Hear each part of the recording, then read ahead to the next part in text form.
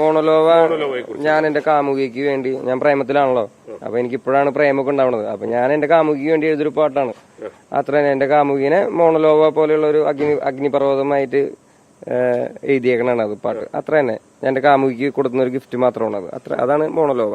പിന്നെ വിപ്ലവ പാട്ടുകൾ ഇനിയും വരും, പ്രേമ പാട്ടുകളും ഉണ്ടാവാൻ. എല്ലാവർക്കും നമസ്കാരമുണ്ട്.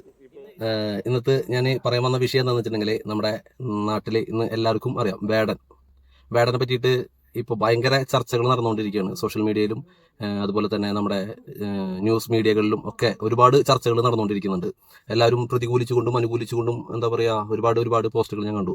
അപ്പോൾ എനിക്ക് ഇതിൽ തോന്നിയിട്ടുള്ള ഒരു ത്രോട്ട്, നിങ്ങൾക്ക് ഇതിൽ എത്ര പേർക്ക് ഈ ത്രോട്ട് തോന്നിയിട്ടുണ്ടാവും എനിക്കറിയില്ല, എങ്കിലും എനിക്ക് തോന്നിയത് നിങ്ങൾക്ക് തോന്നിയിട്ടുണ്ടെങ്കിൽ ഒന്ന് കമൻറ്റ് ചെയ്യണം. ഞാൻ പറയാൻ പോകുന്നത് മറ്റൊന്നല്ല. ഒരു 7 ഗ്രാം കഞ്ചാവ് ആണ് ആദ്യം നമ്മുടെ വേടന്റെ ഫ്ലാറ്റിൽ നിന്ന് പിടിച്ചത്. ഓൾറെഡി വേടന് പുറമെ അവിടെ എത്രയോ 6 പേരോ 5 പേരോ 8 പേരോ ഒക്കെ ഉണ്ടെന്നൊക്കെ മീഡിയക്കാർ പറയുന്നുണ്ടായിരുന്നു. അപ്പോൾ ഇതുപോലെ ഒരു ടീമിന്റെ കയ്യിൽ നിന്ന് വെറും 7 ഗ്രാം കഞ്ചാവ് പിടിച്ചു എന്ന് പറയുന്നത് അതിൽ അത്രയ്ക്ക് അങ്ങോട്ടൊരു വിശ്വസ്തത പോരാ. കാരണം ഒരാളുടെ കൈവശം വെക്കാൻ അധികാരമുള്ളതാണ്, അല്ലെങ്കിൽ എന്താ പറയുക, ഒരാളുടെ കൈവശം 7 ഗ്രാം കഞ്ചാവ് വരെ വെക്കാം. അതായത് ലീഗലി അല്ല, അതിന് കേസ് എടുക്കാൻ പറ്റില്ല എന്നുള്ളൊരു നിയമം നമ്മുടെ നാട്ടിലുണ്ട്. അത് വിചാരിച്ചിട്ട് ആരും 7 ഗ്രാം കഞ്ചാവ് കൊണ്ട് നടക്കണം എന്നല്ല ഞാൻ പറയുന്നത്. അതിന് വേണ്ടിയിട്ടുള്ളൊരു ഇതല്ല, ഇൻഫർമേഷൻ അല്ല ഞാൻ പറയുന്നത്. പക്ഷെ അതിന്റെ കേസ് എത്ര തന്നെയായാലും ജാമ്യം കിട്ടുന്ന കേസാണ് അത് കൈവശം വെച്ചിട്ടുണ്ടെങ്കിൽ. ഇതിന് ശേഷം തൊട്ടടുത്ത ദിവസം വേടന്റെ പുതിയ ഒരു സോങ് റിലീസ് ചെയ്തിരുന്നു.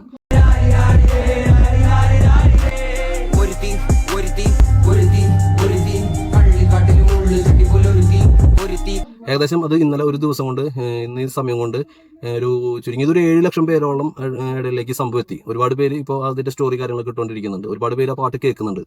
ഇതിനേക്കാളും വലിയൊരു പബ്ലിസിറ്റി, ഇതിനേക്കാളും വലിയൊരു ഏഡ് ഇതിന് എങ്ങനെ കിട്ടും? ഈ ഒരു ഇത്രയും വേടൻ അറിയാത്തവർ വരെ വേടനിലേക്ക് ശ്രദ്ധ തിരിക്കണം എന്നുണ്ടെങ്കിൽ ഇത് ശരിക്കും ഒരു പ്രൊമോഷൻ അല്ലേന്ന് എനിക്കൊരു തോന്നി തുടങ്ങിയിട്ടുണ്ട്. കാരണം ഇന്ന് നമ്മൾ സാധാരണക്കാർ വിചാരിച്ചു കഴിഞ്ഞാൽ ഇതുപോലത്തെ പ്രൊമോഷൻ ചെയ്യാൻ പറ്റില്ല. അറ്റ്ലീസ്റ്റ് നമ്മുടെ പല കേസുകൾ, അതായത് നമ്മുടെ നാട്ടിലത്തെ നിയമങ്ങൾ, കയ്യിൽ പൈസ ഉണ്ടെങ്കിൽ അതിനെ വാങ്ങിക്കാം, അല്ലെങ്കിൽ അത് ഉപയോഗിക്കാൻ ഇന്ന് സത്യം പറഞ്ഞാൽ എല്ലാവരും ഉപയോഗിച്ചുകൊണ്ടിരിക്കുക. പല കേസുകൾ നോക്കി കഴിഞ്ഞിട്ടുണ്ടെങ്കിൽ നമുക്ക് അറിയാൻ പറ്റും. ഇതൊക്കെ ഒരു പക്ക പ്രൊമോഷൻ പോലെയാണ് ഇപ്പോൾ പോയിക്കൊണ്ടിരിക്കുന്നത്. മൂപ്പരൊക്കെ സിമ്പിളായിട്ട് ഇറങ്ങിപ്പോരും. കാരണം അത്രയ്ക്കധികം ഗ്രൗണ്ട് സപ്പോർട്ടും കാര്യങ്ങളൊക്കെ ഉള്ളതാണ് വേടൻ.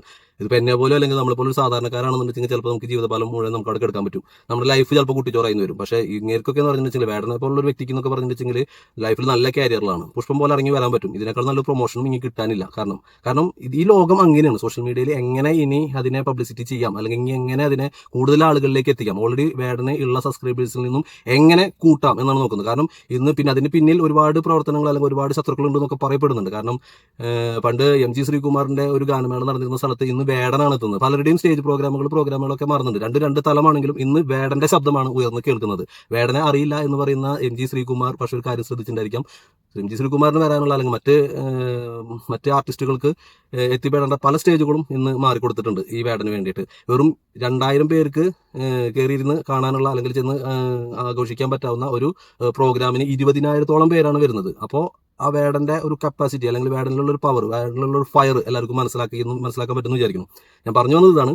ഇതിൽ പക്ക ഒരു പ്രൊമോഷൻ നടക്കുന്നില്ല, അല്ലെങ്കിൽ എന്താ പറയുക, നമ്മുടെ നാട്ടിലത്തെ നിയമങ്ങളെ. ഇപ്പോൾ ഈ കേസ് എന്ന് പറഞ്ഞിട്ടുണ്ടെങ്കിൽ ഇപ്പോൾ പുലിപ്പല്ലിന്റെ കേസാണെന്ന് വെച്ചാൽ ശരി, 7 ഗ്രാം കഞ്ചാവിന്റെ കേസാണെങ്കിലും ശരി, നോർമലി ജാമ്യത്തിൽ ഇറങ്ങി വരാനായിട്ട് അധികം സമയം കാര്യങ്ങളൊന്നും വേണ്ട. കാരണം വേടൻ ഇനിയും വരണം. സത്യത്തിൽ വേടൻ ഇനിയും എന്താ പറയുക, ഇതോട് കൂടിയിട്ട് വേടന്റെ കരിയർ നശിപ്പിക്കാൻ പറ്റില്ല. കാരണം വേറെ എന്തെങ്കിലും പ്രൊഡക്റ്റ് ആണെന്നുണ്ടെങ്കിൽ നമുക്ക് നശിപ്പിക്കാൻ പറ്റും. ഇത് വേടന്റെ കയ്യിലുള്ള ഫയറാണ്, വേടന്റെ ഉള്ളിലെ തീയാണ്. ആ കനൽ എങ്ങനെ പോയാലും കേടില്ല.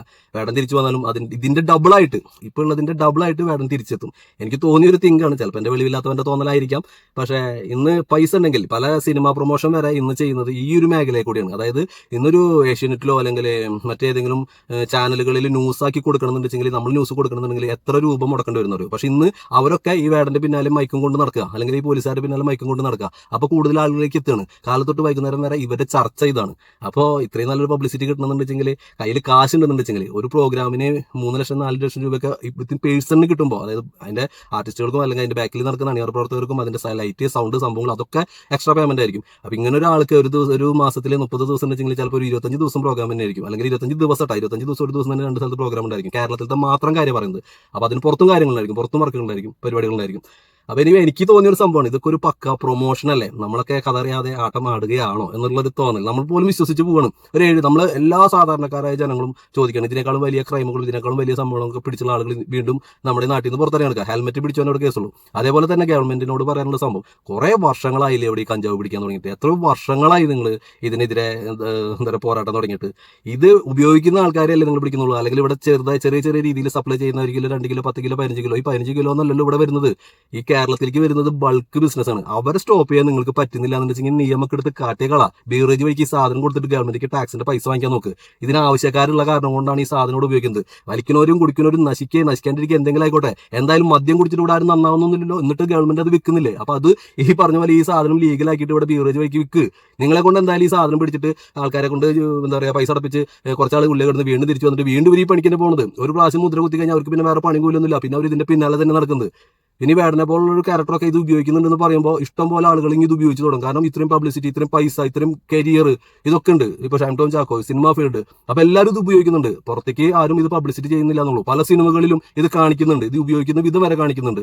പിന്നെ എന്തിനാ ഗവൺമെന്റ് ഈ സംഭവം ഇല്ലീഗലാക്കി വെച്ചിരിക്കുന്നത്? ലീഗലാക്കിയിട്ട് ഇതിന്റെയും കൂടി ടാക്സ് വാങ്ങിയിട്ട് നമ്മുടെ സാധാരണക്കാരുടെ പ്രശ്നങ്ങൾ തീർക്കാൻ നോക്ക്. ആ KSRTC കാർക്കൊക്കെ പൈസ കൊടുക്കാൻ നോക്ക്. പെൻഡിങ് ഉള്ളത് വലിക്കുന്നവർ വലിക്കട്ടെ, കുടിക്കുന്നവർ കുടിക്കട്ടെ. ഈ മദ്യം വിൽക്കുന്നില്ലേ, അപ്പൊ പിന്നെ ഇതെന്താ പ്രശ്നം? ഈ സിന്തറ്റിക് പോലുള്ള ഉപയോഗിക്കുന്ന സാധനങ്ങളൊക്കെ ഇവിടെ നിന്ന് നിരോധിക്കുക. കുറച്ച് കാലം കഴിഞ്ഞെങ്കിൽ ഇപ്പൊ അതും വരും. അല്ല, പറയാൻ പറ്റില്ല. നമ്മുടെ നാടാണ്.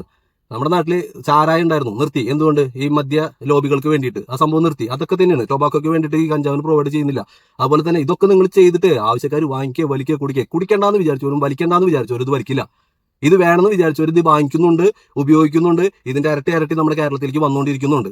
ഈ സിന്തറ്റിക് പോലുള്ള സംഭവങ്ങൾ നാട്ടിൽ നിന്ന് ഉപേക്ഷിക്കുക. ഈ സാധനമൊക്കെ അലൗഡ് ആക്കി കഴിഞ്ഞാൽ ചിലപ്പോൾ അതിലേക്കൊന്നും പോവില്ല എന്ന് വിചാരിക്കാം, പറയാൻ പറ്റില്ല. വിചാരിക്കാം, പ്രതീക്ഷിക്കാം.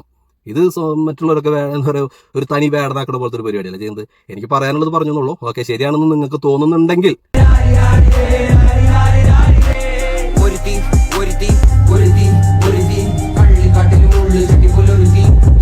കണ്ണാടി നെഞ്ചില് കല്ല് വീണ പോലൊരുത്തി